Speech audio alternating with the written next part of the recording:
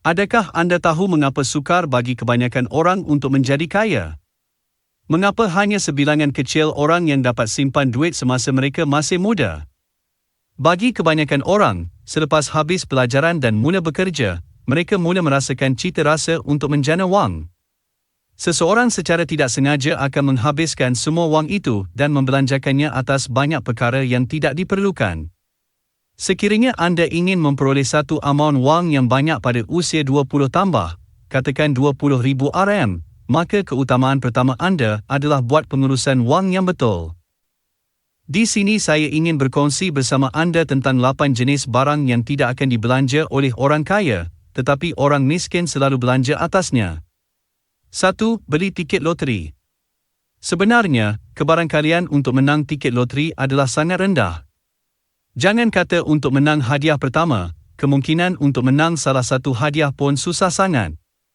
Menurut tinjauan yang dilakukan di Amerika Syarikat, kemungkinan memenangi loteri di Amerika Syarikat adalah 1-300,000,000. Adakah anda pernah melihat orang beratur untuk membeli tiket loteri yang benar-benar jadi kaya? Walaupun sesetengah orang menangi hadiah pertama, tetapi dengan kurangnya kemampuan dan pengetahuan untuk mengurus wang, keadaan kewangannya akan kembali ke bentuk asalnya tidak lama kemudian. Oleh itu, ia adalah sukar untuk merealisasikan impian untuk menjadi orang kaya melalui memenangi loteri. Bukan hanya loteri, tetapi sama juga dengan perjudian. Ramai orang tertarik dengan perjudian adalah kerana ia memberikan kemungkinan bagi seseorang jadi kaya. Tetapi perjudian sebenarnya sama dengan membeli tiket loteri, kebarangkalian untuk menang adalah sangat tipis. Orang selalu mengatakan bahawa perjudian itu mudah, tetapi keserakahan dan keengganan dalam sifat manusia akan membuat kita tergoda langkah demi langkah. Wang yang diambil untuk perjudian juga akan semakin tambah sampai hutang elang yang banyak. Akhirnya kehilangan simpanan dan kredit sosial anda, dan bahkan menyebarkan keluarga anda. 2. Beli kereta mewah. Bagi mereka yang hidup di bandar-bandar besar, kereta merupakan alat pengangkutan yang sangat diperlukan. Walau bagaimanapun, sebuah kereta boleh menghabiskan wang yang banyak. Jika gaji anda bukan tinggi sangat, perlu anda fikir dengan baik-baik sebelum beli kereta. Ini adalah sebab walaupun anda mampu beli kereta tetapi anda mungkin tidak mampu bayar penyelenggaraan yang selalu diperlukan. Kereta mewah dengan harga yang mahal sering menjadi satu hutang kepada kita. Carta dalam buku Rich Dad, Poor Dad memberitahu kita bahawa apa sahaja yang tidak dapat menjana pendapatan adalah hutang kepada kita. Semasa membeli kereta, banyak orang lupa untuk mengira kos penyelenggaraan kereta, seperti kos penyelenggaraan untuk setiap 5,000 kilometer, minyak, yuran insurans, pelbagai bayaran, kos penyelenggaraan, dan juga kos usut nilai. Kebanyakan gaji yang anda dapat setiap bulan mungkin dihabiskan atas kereta. Oleh itu, sebelum anda menjana pendapatan yang tinggi, jangan anda beli kereta mewah. Jika perlukan kereta untuk kerja, beli saja kereta yang anda mampu tanggung. 3. Beli telefon mahal. Jika melihat semua rakan di sekitar anda sudah bertukar telefon pintar baru, dan anda melihat telefon lama di tangan anda, adakah anda mempunyai dorongan untuk tukar telefon baru? Perlu anda tekan dorongan itu terlebih dahulu. Boleh anda pulang rumah dan lihat sekeliling rumah anda, perhatikan semua benda yang anda beli itu.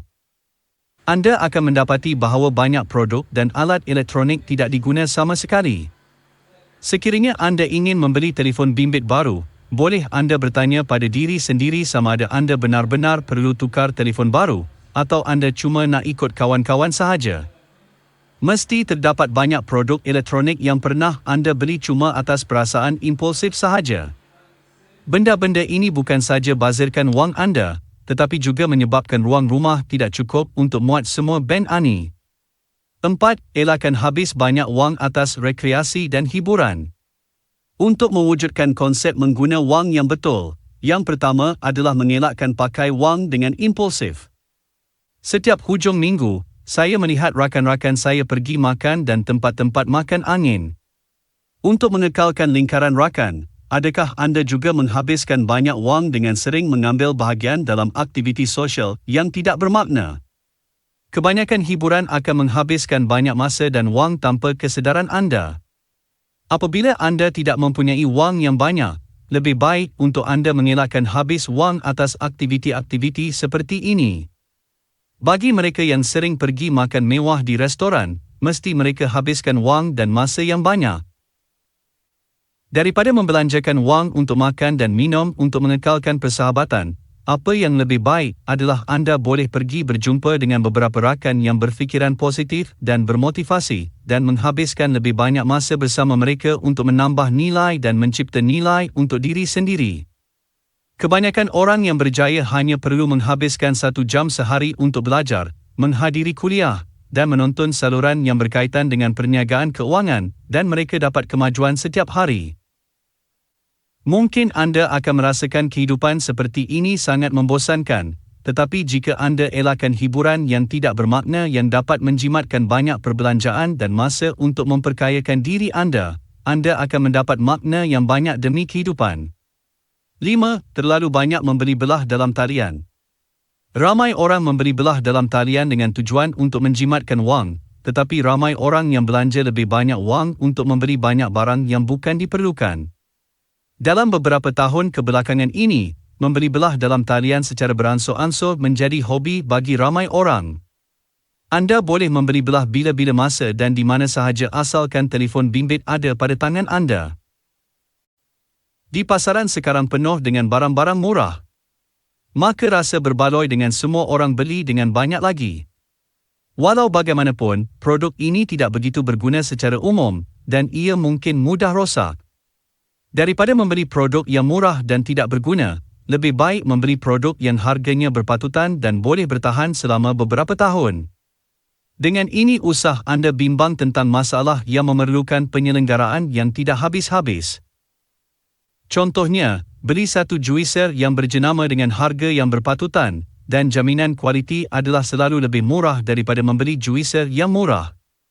Mungkin juicer jenama boleh bertahan lebih dari 10 tahun. Tujuan asal membeli belah dalam talian kami adalah untuk menjimatkan wang dan masa, tetapi selalunya kita hanya menggunakan impulsif, yang menyebabkan perbelanjaan yang semakin banyak. Membeli belah dalam talian tidak salah. Lagipun, orang tidak boleh hidup hanya untuk bekerja. Kadang-kadang perlu kita menikmati kehidupan juga. Tetapi ingat, jangan biarkan belanja dalam talian atau promosi besar menguasai dompet anda. Belajar bagaimana mengurus wang dan cuma buat perbelanjaan yang bijak saja. 6. Beli barangan jenama mewah. Gadis suka beg jenama seperti Chanel, Hermes, lelaki pula suka kereta mewah seperti Mercedes, BMW, Audi. Apa yang mereka ingin beritahu orang lain ialah mereka orang kaya. Sesetengah orang untuk menaikkan imej mereka dengan membeli barangan mewah, tujuannya adalah untuk menggembirakan diri. Psikologi memberitahu kita bahawa apabila kita tidak berpuas hati dengan diri kita sendiri dan perlu menghiburkan diri, kita akan meyakinkan diri kita untuk membeli barang mewah sebab ini adalah cara terpantas. Membeli barang-barang mewah secara membuta tuli hanya akan menjadikan anda lebih miskin.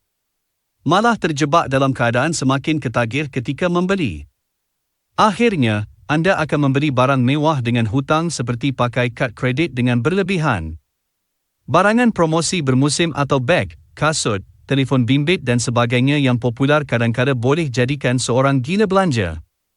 Membeli barangan di luar kemampuan adalah seperti menggunakan wang masa depan, tetapi ia akan membebankan anda pada masa depan juga. 7. Minum dan makan yang mahal. Adakah anda tahu kalori yang berlebihan dan makanan dengan nilai pemakanan yang sangat rendah boleh menyebabkan kegemukan, kusam, dan menyebabkan masalah kesihatan yang serius? Sebagai contoh, secawan kopi Starbucks bukan sahaja mahal, tetapi juga tinggi dalam gula. Minum dengan terlalu banyak hanya akan menjejaskan kesihatan anda. Oleh itu, daripada menghabiskan wang atas kopi Starbucks dari semasa ke semasa, kita dapat menjimatkan wang ini atau memilih makanan semula jadi untuk mengekalkan kesihatan badan. Dengan mempunyai badan yang sihat, baru kita mempunyai kemampuan untuk menjanakan lebih banyak wang. 8. Subscribe terlalu banyak perkhidmatan yang tidak berguna. Boleh anda semak dan lihat berapa banyak perkhidmatan berbayar yang telah anda langgani seperti Netflix atau YouTube. Adakah anda menghabiskan banyak wang untuk satu kursus, tetapi anda hanya mengambil beberapa sesi latihan dan sudah tidak teruskan? Adakah anda menghabiskan kupon untuk membeli produk atau perkhidmatan yang tidak diingini? Pedagang masa kini sering melancarkan pelbagai pakej keahlian, pakej bulanan dan pakej perkhidmatan tahunan. Sekiranya banyak pengguna tidak memberi perhatian, mereka mungkin terperangkap dalam pembaharuan penggunaan secara automatik. Sebenarnya, kebanyakan perkhidmatan yang anda subscribe mungkin tidak digunakan seluruh tahun. Tawaran ini telah menyebabkan banyak wang dibazirkan. Jadi periksa aliran perbelanjaan bulanan anda secara berkala agar perkhidmatan yang anda tidak pakai tidak diperbaharui secara automatik. Kebiasaan semua ini mempunyai satu kesamaan, iaitu perbelanjaan yang tidak membantu kita membawa aliran wang positif. Orang yang berjaya pada umumnya pandai belajar melabur, berusaha mencari jalan untuk terus meningkatkan kekayaan mereka. Mereka sanggup belajar dan menghargai diri sendiri secara berterusan. Mereka pandai menyimpan wang dan gaji mereka. Mereka pandai membeli aset atau membuat pelaburan lain. Semua ini dapat menjanakan aliran tunai yang stabil untuk membayar gaya hidup yang mereka mahukan. Jadi, perlu anda belajar untuk menjadi seorang yang bebas dari hutang, simpan wang dan jana aset yang boleh tambah nilai dari masa ke masa. Inilah sebabnya mengapa orang miskin jadi semakin miskin dan orang kaya jadi semakin kaya. Oleh itu, selagi anda ingin menghapuskan kemiskinan, anda harus mengawal perbelanjaan. Pengurusan keuangan seperti ini dapat 2 kali ganda hasilnya dengan separuh usaha.